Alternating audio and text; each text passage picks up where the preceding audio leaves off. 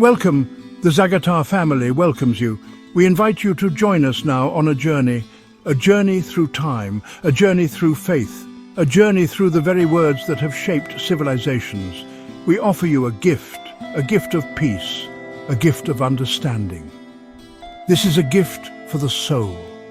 The words you're about to hear are more than just words. They are a beacon. They are a light. The world can be a chaotic place, loud, confusing. But within these pages there is solace. There is wisdom, there is truth. So sit back, relax. Let the cares of the day melt away.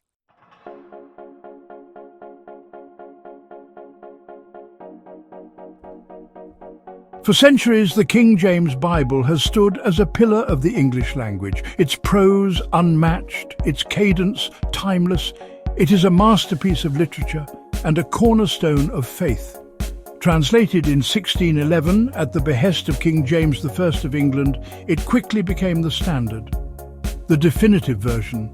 Its influence is undeniable on literature, on art, on music, on the very fabric of society. Today we journey together into its pages. We will listen, we will reflect, we will allow these ancient words to wash over us, to inspire us, to guide us. For within these pages we find more than just stories, we find ourselves.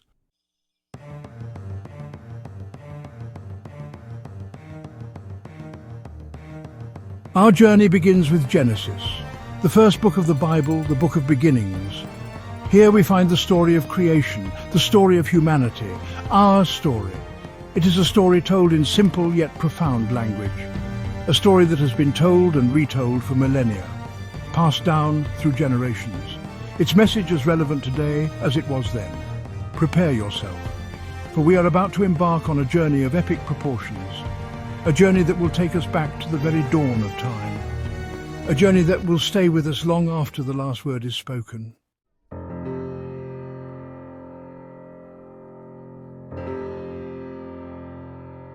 In the beginning, all was void, an emptiness beyond comprehension, a darkness so complete it knew no bounds. This was the canvas upon which the grand tapestry of creation would soon be woven, a tapestry of life, of light, of boundless possibility. And then, a whisper, a stirring in the nothingness, the voice of God echoing through the void, carrying with it the very essence of being. In the beginning, the voice intoned, God created the heaven and the earth. These words, spoken with the weight of eternity, marked the dawn of existence, the moment when nothingness gave way to somethingness, the moment when the universe as we know it began to unfold. It was a moment of pure potential, pregnant with the promise of all that was to come.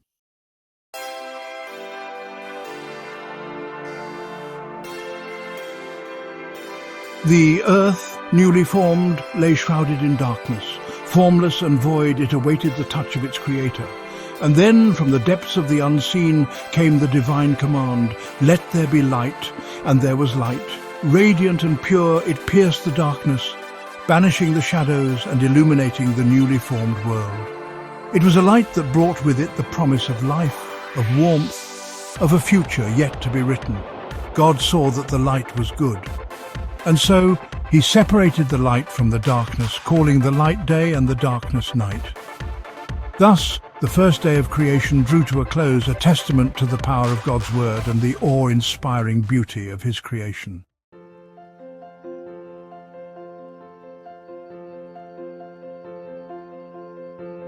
On the second day, God turned his attention to the heavens and the earth. He created a firmament, a vast expanse, to separate the waters above from the waters below. This firmament, a testament to God's boundless power, would become the sky, a canvas for the sun, moon and stars. And God called the firmament heaven, a place of ethereal beauty and divine inspiration. It was a realm beyond the reach of man, yet its presence was felt throughout creation, a constant reminder of the majesty and wonder of God's work. As the second day came to a close, the earth began to take shape. No longer a formless void, it now possessed the foundations upon which life could flourish. The stage was set for the wonders that were to come, each act of creation a testament to the boundless creativity of the divine.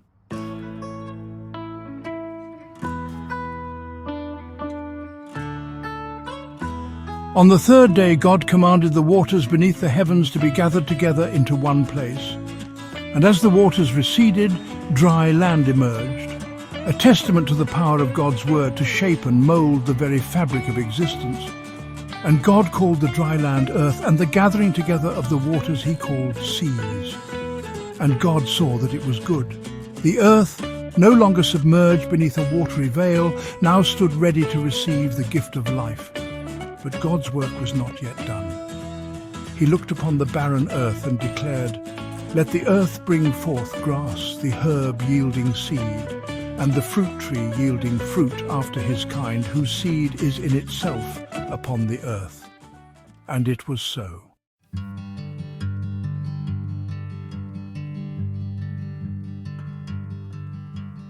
The earth, responding to its creator's command, erupted in a symphony of life. Green shoots pushed their way through the newly formed soil, reaching for the heavens. Trees, majestic and tall, stretched their branches towards the sky, their leaves rustling in the gentle breeze.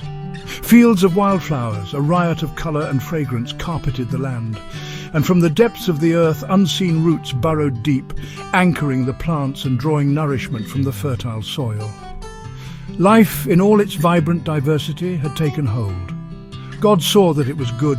The earth, once desolate and empty, was now teeming with life, a testament to the power of creation and the boundless love of its creator. It was a paradise, unspoiled and pure, a symphony of colour, fragrance and sound.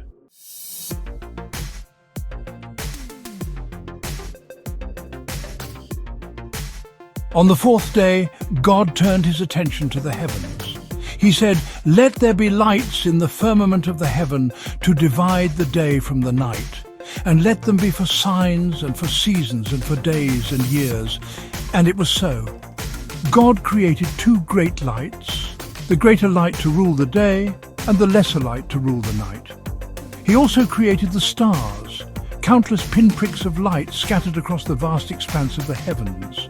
And God set them in the firmament of the heaven to give light upon the earth, to rule over the day and over the night, and to divide the light from the darkness. And God saw that it was good.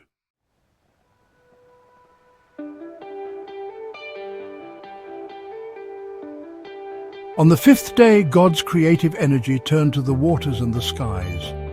He commanded, "Let the waters bring forth abundantly the moving creature that hath life, and fowl that may fly above the earth in the open firmament of heaven." And it was so. The seas teemed with life. Fish of every shape and size, from the smallest minnow to the largest whale, swam through the depths. Creatures with shimmering scales and others with smooth, sleek skin explored the coral reefs and the ocean floor. Above, the skies filled with the sound of wings as birds of every feather soared through the air. Eagles with piercing gazes scanned the landscape from high above, while hummingbirds, tiny jewels of the air, flitted from flower to flower. The world was alive with movement and sound.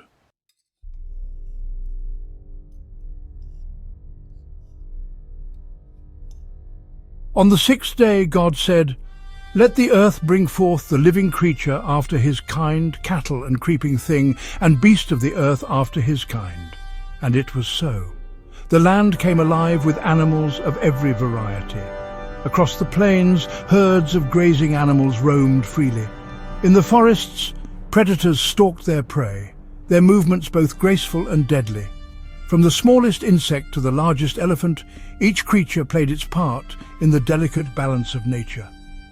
And then God said, "Let us make man in our image, after our likeness, and let them have dominion over the fish of the sea, and over the fowl of the air, and over the cattle, and over all the earth, and over every creeping thing that creepeth upon the earth." And so God created man in his own image. In the image of God created he him. Male and female created he them.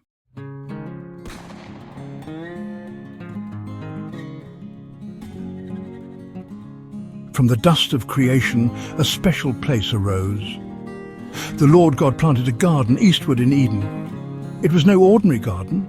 It shimmered with life and beauty. Rivers flowed through its heart, splitting into 4 mighty streams. These rivers nourished the land, bringing abundance wherever their waters ran. Eden was a place of delight, Every tree that was pleasant to the sight and good for food grew there. In the center stood two great trees, one, the tree of life, the other, the tree of knowledge of good and evil. Their branches stretched toward the heavens, their roots deep in the rich soil God had formed. This was paradise. The air hummed with birdsong. The animals, gentle and unafraid, wandered freely beneath the leafy canopy. The light was soft, golden, and peace reigned in every corner. Eden was a sanctuary of harmony, crafted by the Creator's own hand, set apart from the wild world beyond. In this garden, God's presence was felt in every breeze.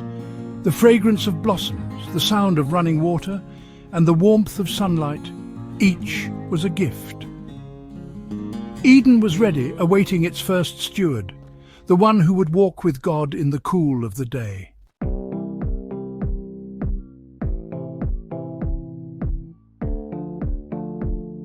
Into this perfect garden, God brought forth a new creation.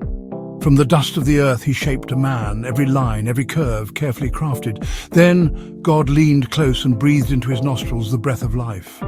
Adam stirred, eyes opened. The first human soul awakened beneath the radiant sky. Adam stood and gazed in wonder. Colors, scents and sounds flooded his senses. The world was fresh, untouched, a place of endless discovery. He felt the soft grass beneath his feet, the gentle caress of the wind upon his face. Life itself coursed through him, a divine spark kindled by his Maker. God placed Adam in Eden, not as a guest but as a gardener. "Dress it and keep it," said the Lord. The earth was his to tend, the animals his to name. Each creature passed before Adam, and with each name spoken, the bond between man and nature grew stronger. There was beauty in work, purpose in every task. Adam belonged to Eden, and Eden belonged to him. Yet, in the midst of all this splendor, a gentle longing stirred within Adam's heart. For though he walked among the wonders of creation, he walked alone.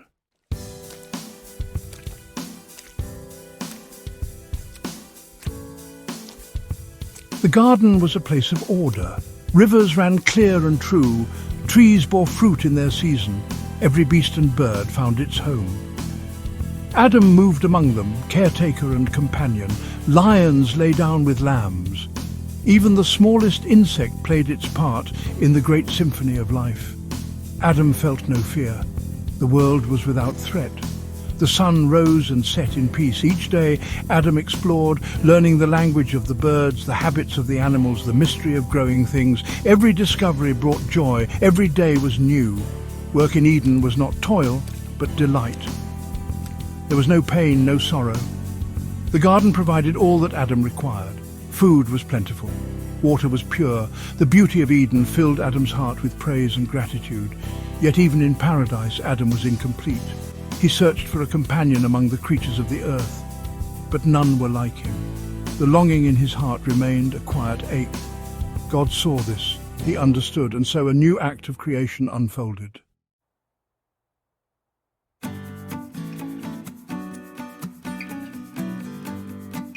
God caused Adam to fall into a deep sleep. In that quiet, sacred moment, the Lord took a rib from Adam's side and from it fashioned a woman. She was a masterpiece of grace and beauty, a reflection of God's own creativity and love. When Adam awoke and saw her, his heart leapt with joy. "This is now bone of my bones and flesh of my flesh," Adam declared. At last a companion, someone who shared his spirit, his wonder, his longing for connection. Her name would be Eve, the mother of all living. Together they stood in Eden, perfect partners, equals in dignity and purpose. In Eve's eyes, Adam saw a reflection of himself, yet also something more, a mystery, a promise of togetherness. Their union was a gift from God, a bond not just of flesh, but of spirit. They walked hand in hand through the garden, discovering its wonders anew, now as two, not one. The days that followed were filled with laughter and discovery. Adam and Eve learned the rhythms of Eden together. They marveled at the stars, tasted the sweetness of fruit, rested under the shade of the great trees. In each other's company, Eden's beauty was multiplied, and their joy complete.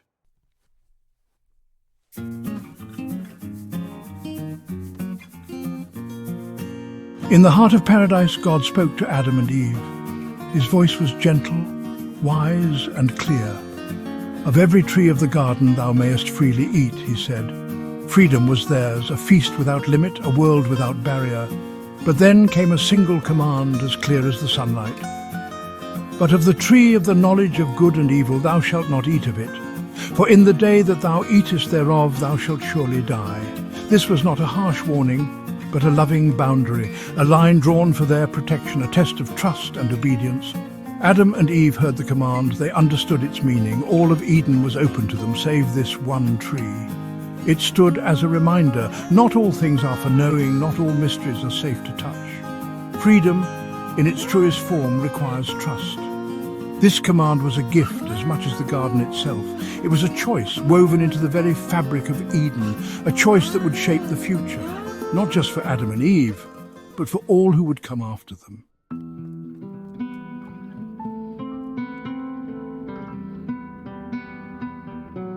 Into the peace of Eden came a new voice. The serpent, subtler than any beast of the field, appeared beneath the shade of the forbidden tree. His eyes gleamed with cunning. His words were soft as silk, but sharp as thorns. He spoke to Eve, questioning, sowing seeds of doubt.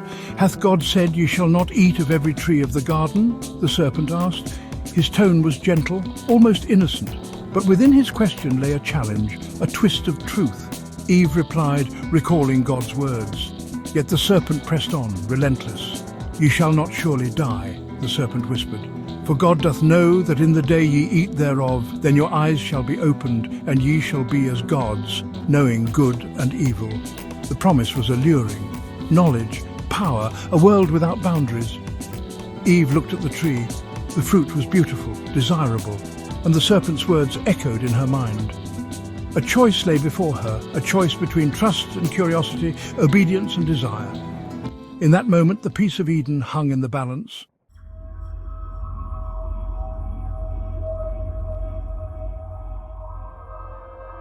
Temptation is quiet but relentless. Eve reached out, took the fruit and tasted its sweetness. In that instant, the world shuddered. Adam, standing beside her, accepted the fruit as well. Together they crossed the line God had drawn. The first act of disobedience had begun. Their eyes were opened. Shame flooded in where innocence once dwelled. They saw their nakedness and felt exposed. Hastily they sewed fig leaves together, trying to cover themselves. The garden, once a place of perfect trust, now felt strange, unfamiliar and cold. In the cool of the evening, God walked through the garden. Adam and Eve hid among the trees, fearing the voice they once welcomed. "Where art thou?" God called. Grief coloured his words. The fellowship was broken. A simple choice had changed everything. Adam blamed Eve. Eve blamed the serpent. But the truth was clear. A boundary had been crossed and the innocence of Eden was lost. Yet even in judgment, God's voice was gentle, measured with both justice and sorrow.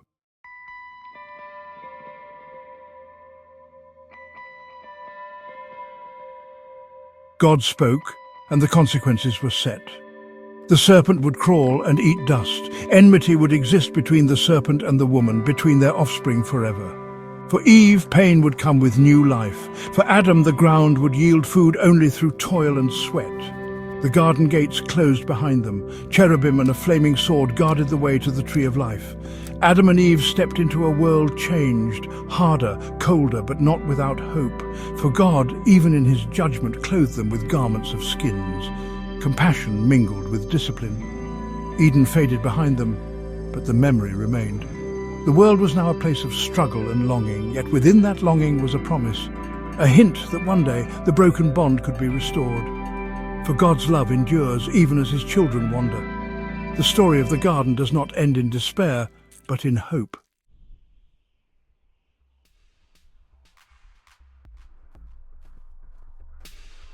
East of Eden, the world stretched before them. No longer a garden of delight, but a wilderness untamed. Gone were the familiar scents of blossoms, the gentle murmur of the river, the soft glow of paradise. Adam and Eve, hand in hand, faced a world shrouded in shadow. The ground beneath their feet, once yielding and soft, was now hard and unforgiving. Thorns and thistles sprouted where lush vegetation once flourished. The animals, no longer gentle companions, scattered at their approach, their eyes filled with a newfound fear. The weight of their choice pressed upon them like a physical burden. They had tasted the fruit of knowledge, but the taste was bitter, laced with regret and sorrow. Yet, within their hearts, a flicker of hope remained. God had not abandoned them entirely. He had clothed them in garments of skin, a symbol of his enduring love and mercy. And so, with heavy hearts but resolute spirits, they began their journey into the unknown, carrying with them the memory of Eden and the faint echo of God's promise.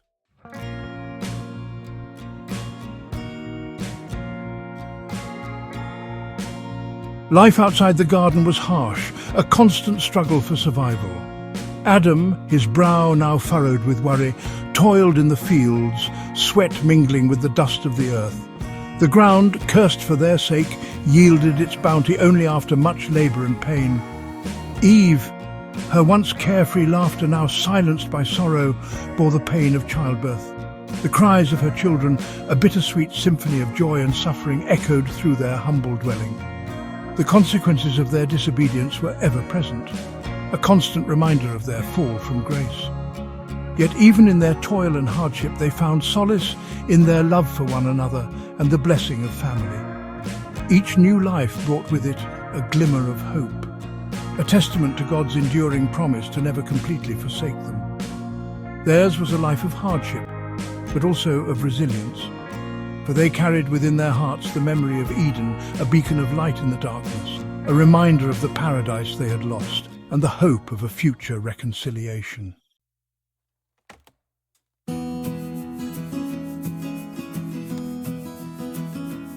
Time, marked by the changing seasons and the cycle of life and death, marched onward. To Adam and Eve, now bound to the rhythms of the natural world, came the gift of children. The firstborn a son they named Cain, followed by another, Abel. Cain, a tiller of the ground, bore the weight of his father's legacy, his hands calloused from working the stubborn earth. Abel, a keeper of sheep, found solace in the gentle rhythms of nature, his heart attuned to the creatures under his care. These brothers, the firstborn of humanity, embodied the duality of human nature, one drawn to the earth and its bounty, the other to the creatures that roamed free. Their lives, though intertwined, followed different paths, each a reflection of the choices made in Eden. In their laughter and their squabbles, in their shared work and their quiet moments of contemplation, the story of humanity unfolded. They were a new generation, born outside the garden, yet carrying within them the legacy of both paradise lost and the enduring hope of redemption.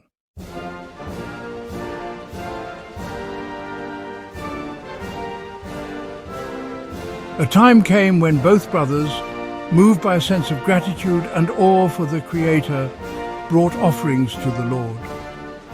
Cain, from the fruit of the ground, carefully selected the first fruits of his harvest, a testament to his labor and dedication.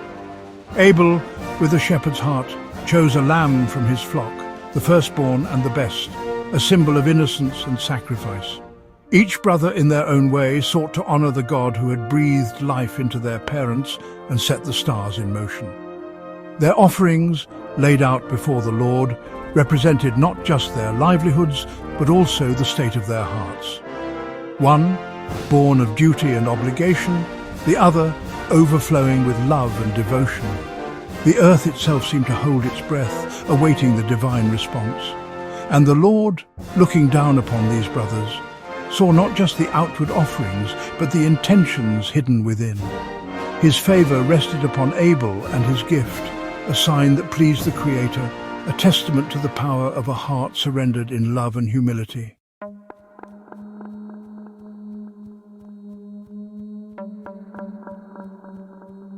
Cain, seeing that his brother's offering found favor while his own did not, felt a darkness stir within him. Jealousy, like a venomous serpent, coiled itself around his heart, poisoning his thoughts and twisting his features into a mask of resentment. The Lord, in his wisdom, saw the turmoil brewing within Cain and spoke to him gently, urging him to master his emotions, to choose righteousness over the seductive whispers of envy and rage. "If thou doest well," God said, "shalt thou not be accepted?"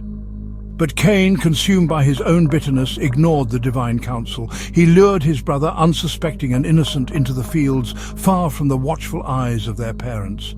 There, in the silence of the open land, Cain's rage boiled over. The first murder, a chilling echo of the fall from grace, stained the earth with the blood of the righteous. Abel, struck down by his own brother, breathed his last, his lifeblood seeping into the ground, a silent scream against the darkness that had taken root in the human heart.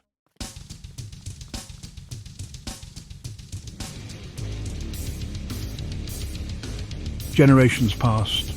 Time, like a river ever flowing, carried humanity further from the garden. The memory of Eden, once a beacon of hope, faded into legend, a distant whisper of what had been lost. And with each passing generation, the world spiraled deeper into darkness. The stain of Cain's sin spread like a plague. Violence beget violence. Greed choked the land.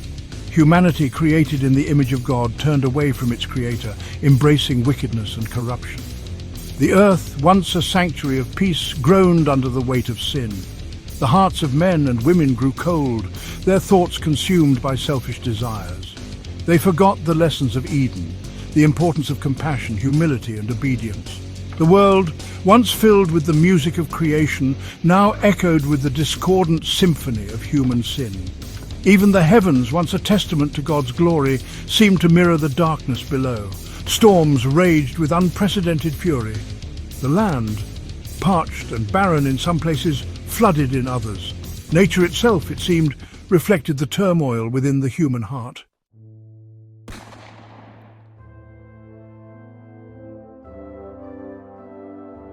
God, who had breathed life into the world, looked down upon his creation and saw that it was corrupted. The wickedness of humanity filled his heart with sorrow, a grief so profound it shook the very foundations of heaven. The time had come for judgment. "I will destroy man whom I have created from the face of the earth," God declared, his voice heavy with both sorrow and righteous anger. "For it repenteth me that I have made them." The world, so carefully crafted, so full of potential, would be cleansed by a deluge of unimaginable proportions. Yet, even in his judgment, God's mercy remained. Amidst the burgeoning wickedness, a single light shone brightly. A man named Noah, his heart pure, his faith unwavering. In Noah, God saw a remnant of righteousness, a seed of hope amidst the encroaching darkness. Noah, God said, his voice a beacon of hope amidst the gathering storm. "Thee have I seen righteous before me in this generation." And so, while the world around him succumbed to chaos, Noah received a divine mandate, a sacred task that would preserve life amidst the coming destruction.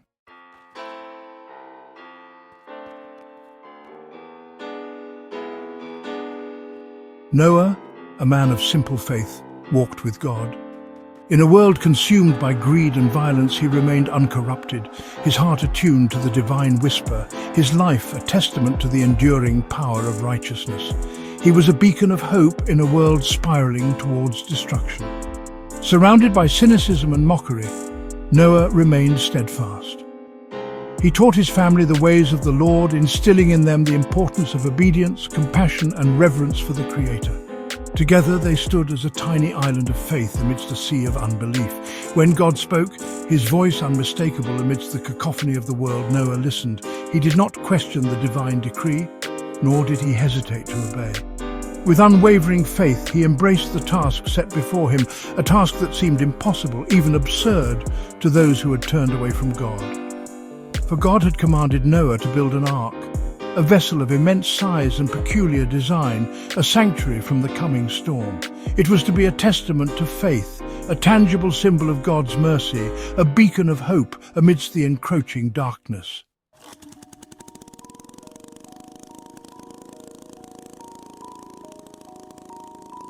Guided by divine instruction, Noah began the monumental task.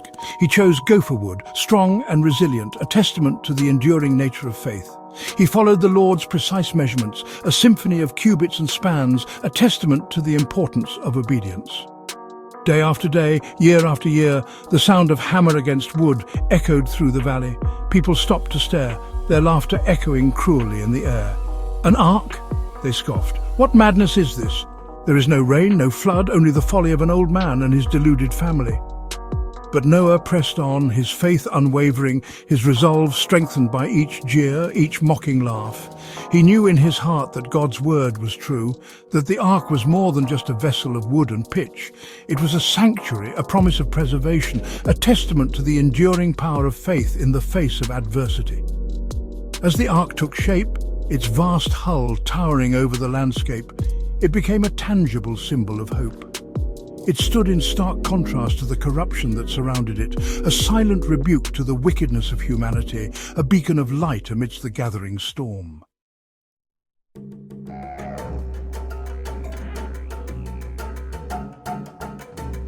The ark neared completion, its vast interior smelling of cedar and pine, a testament to the promise of new beginnings. And as the final hammer blow fell silent, a new phase of God's plan unfolded. The gathering of the remnant had begun. From the far corners of the earth, guided by an unseen hand, animals began to arrive. 2 by 2 they came, male and female, a procession of life unlike any other. Majestic elephants lumbered alongside tiny field mice. Fierce lions walked peacefully beside gentle lambs. Birds of every feather filled the sky, their songs a chorus of hope amidst the growing unease. Snakes slithered through the grass, their scales shimmering in the sunlight. Insects, too numerous to count, buzzed and fluttered their presence, a reminder of the interconnectedness of all living things. Noah and his family, awed by the spectacle, welcomed each creature, guiding them to their designated places within the ark. The air hummed with anticipation, a strange symphony of sounds and smells. A Noah's Ark, a floating zoo, a testament to the boundless diversity of God's creation.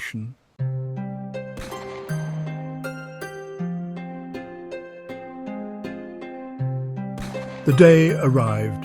The heavens, once a serene expanse of blue, turned a menacing grey. Heavy with the weight of God's judgment, the clouds churned and roiled, unleashing a torrent of rain unlike anything the world had ever seen. Lightning split the sky, illuminating the terrified faces of those who had scoffed at Noah's warnings. Thunder roared, its echoes drowned out by the deafening roar of the deluge. The fountains of the deep were broken open and the waters surged across the land with terrifying power. For 40 days and 40 nights, the rain fell relentlessly. Rivers overflowed their banks, transforming into raging torrents. The land, once fertile and green, disappeared beneath a churning maelstrom of water. The world, as humanity had known it, was coming to an end. Those who had mocked Noah's warnings now scrambled for safety, their cries for mercy lost amidst the roar of the storm. But it was too late. The ark, sealed by God's own hand, bobbed upon the rising waters, a solitary beacon of hope amidst the chaos.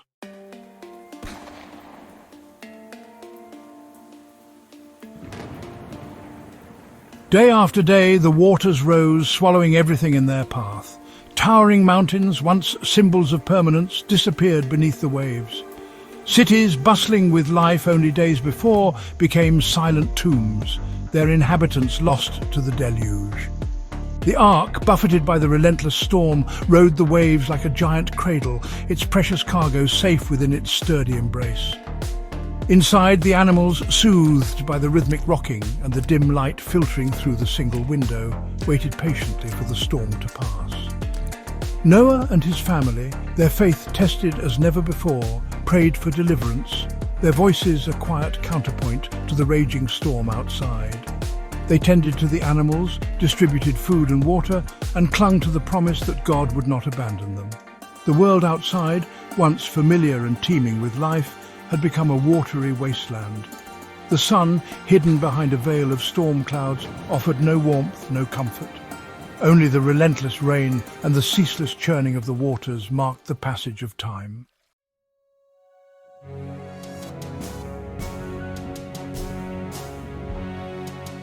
Then, as if by a divine hand, the rain ceased. The storm clouds parted, revealing a glimpse of blue sky. A gentle breeze carrying the scent of salt and the promise of new beginnings swept across the endless expanse of water. The flood had reached its peak. Slowly, almost imperceptibly at first, the waters began to recede.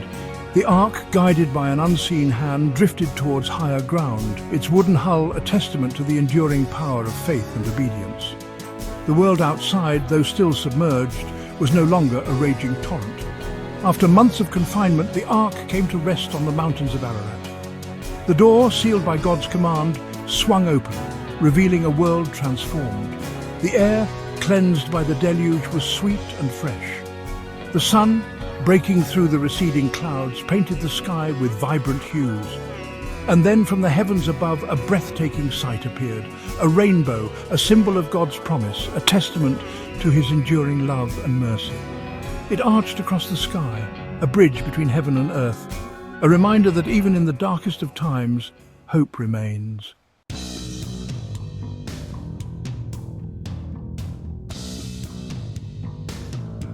From the depths of the ark, life emerged, blinking in the newfound sunlight. Noah, his heart overflowing with gratitude, built an altar and offered sacrifices, the sweet aroma rising heavenward, a testament to the enduring bond between Creator and creation. And God, looking down upon the world washed clean, made a covenant, a promise that transcended time. Neither shall all flesh be cut off any more by the waters of a flood, God declared, his voice echoing across the empty landscape. Neither shall there any more be a flood to destroy the earth. As a sign of this eternal pact, God set his bow in the clouds, a reminder of his promise to never again destroy the earth by flood. It was a symbol of hope, a beacon of peace, a testament to the enduring power of mercy and reconciliation. The story of Noah and the flood, a tale woven into the fabric of human history, reminds us that even in the face of unimaginable darkness, hope remains. It speaks to the enduring power of faith, the importance of obedience, and the boundless nature of God's love, a love that extends to all generations.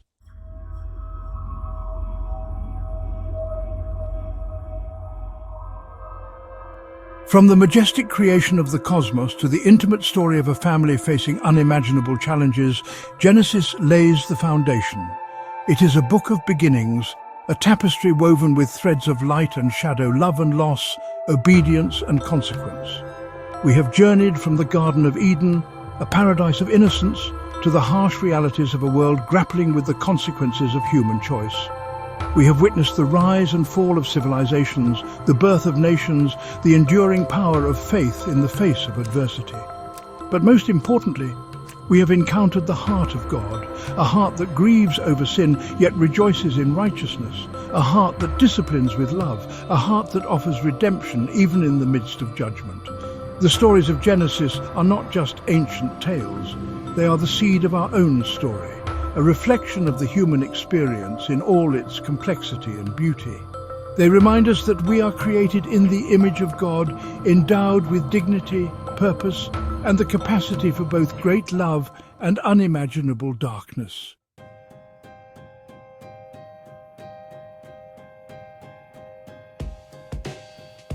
The King James Bible, with its majestic prose and timeless cadence, has brought these ancient stories to life. Its words, like echoes of eternity, have resonated through the centuries, shaping cultures, inspiring artists, and offering solace to countless souls. As we have listened to the words of Genesis, we have been transported to another time and place. We have felt the awe of creation, the sting of betrayal, the weight of consequence, and the enduring power of hope. The power of these words lies not just in their beauty, but in their ability to connect us to something greater than ourselves. They remind us that we are part of a grand narrative, a story that began in the mind of God and continues to unfold in our own lives. Let us carry these words with us, not just as stories to be read, but as truths to be lived. Let us allow them to shape our hearts, guide our steps, and inspire us to live lives worthy of the legacy we have inherited.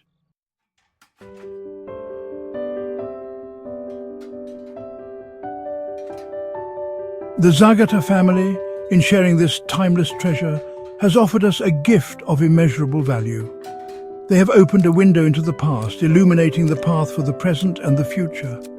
May their commitment to preserving the legacy of faith inspire us all. As we go forth from this experience, let us carry with us the lessons of Genesis, the beauty of the King James Bible, and the love that inspired this gift. May we, like Noah, walk with God, build arks of hope in a world often consumed by darkness, and extend grace and compassion to all we encounter. Thank you for joining us on this journey through Genesis. May its stories continue to resonate in your heart, reminding you of the enduring power of faith, the beauty of creation, and the boundless love of the God who spoke the world into being. This has been the Holy Bible, King James Version, brought to you by the Zagata family. Thank you for listening.